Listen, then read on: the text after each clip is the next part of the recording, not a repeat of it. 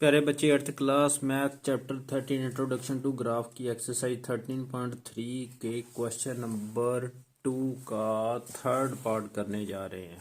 First second part कर लिए थे हमने। ये टेबल दिया हुआ है हमें, cost of sugar weight in kilogram, cost in rupees, 1 kilogram की 17, 2 की 34, 3 की 51, 4 की 68 सो ऑन। जहाँ दो आगे क्वेश्चन पूछे हैं वो ग्राफ से निकालने। पहले तो ग्राफ बनाएंगे हम। लो कैसे बनाना है,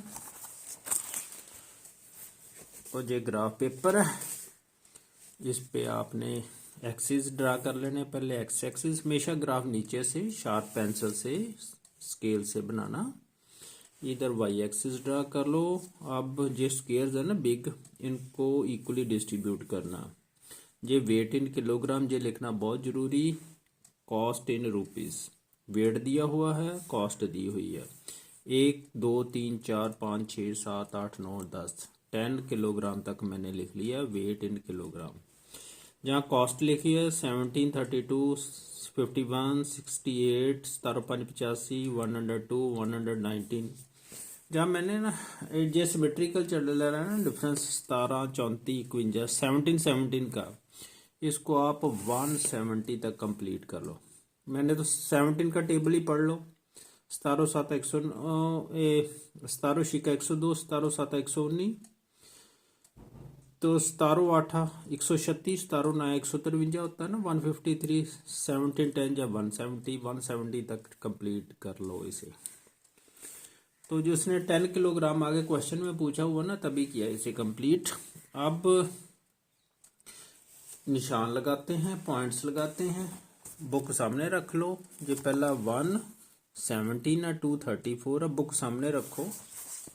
170 ना 1 किलोग्राम की कॉस्ट है 17 रुपीस। 1 इधर से 17, ये चेक कर ले। इसका नाम ए रख लो। पहले आपने लिखना एक्स कोऑर्डिनेट, फिर लिखना वाई। फिर 2 किलोग्राम की कीमत है 34 रुपीस, जो जे पॉइंट है ना। 2 किलोग्राम ऐसे 34, जे बी 234। 3 किलोग्राम की है 51, जो जे पॉइंट आ जाना सी। ऐसे पहले एक्स एक्सिस की तरफ मूव करना, फिर वाई एक्सिस ऐसे चेक कर लेना। दोनों तरफ ही ध्यान देना पड़ता है। ऐसे 4 किलोग्राम की है 68, 4 जहां तक आ गया 68 जहां तक आ गया, ये डी पॉइंट आ गया। 4 किलोग्राम की आ गई 68। आगे 5 किलोग्राम की 85, 5 किलोग्राम इधर है, 85 ये ई 5 किलोग्राम की आ गई 85 कॉस्ट। 6 किलोग्राम की जहां चेक कर लो ये आ गई कितनी 102। पहले एक्स कोऑर्डिनेट लिखते हैं फिर वाई कोऑर्डिनेट।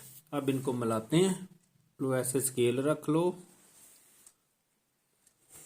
ये लीनियर ग्राफ है, सभी पॉइंट्स इस लाइन के ऊपर आ गए। जहाँ जरा अच्छी तरह मिला लो ना, फिर वैल्यू भी निकालनी और बढ़ाना पड़ेगा, अभी दूर जाएगा ग्राफ थोड़ा ना। ऐसे ऐसे जा रहा है ना।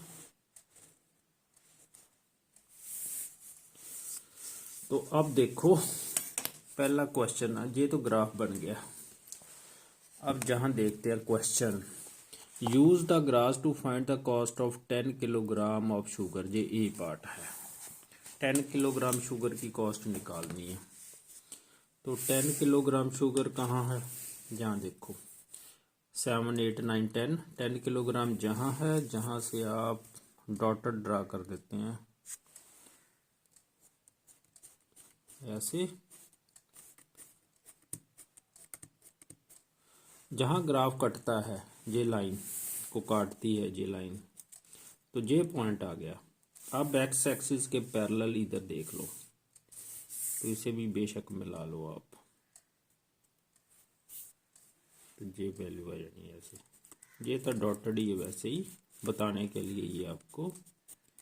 तो ये आ लो, कितनी कॉस्ट आ गई 170 रुपीस। अब लिख ले A part, cost of 10 kilogram of sugar कितनी आ गई 170 रुपीस, 170। अब बी पार्ट देखते हैं क्या है। What amount of sugar can be purchased for rupees 136 with rupees 136 की कितने किलोग्राम शुगर आनी है वो भी चेक कर लेते हैं। अब 136 देख लेते हैं कहाँ लिखा हुआ है, जहाँ है 136। अब वाई एक्सिस के ऐसे चलेंगे, एक्स एक्सिस के पैरेलल ऐसे डॉटेड। अब डायरेक्शन बदल गई हमारी, जहाँ लाइन काटती वहाँ पहुँच जाओ। तो अब नीचे की तरफ चल पड़ो, जहाँ से एक्स एक्सिस की तरफ चल पड़ते हैं, ऐसे आप चल पड़ो नीचे। तो ये कितने किलोग्राम आएगी, 8 किलोग्राम। जहाँ से पता चल जाता है कितने किलोग्राम आई, 8 किलोग्राम।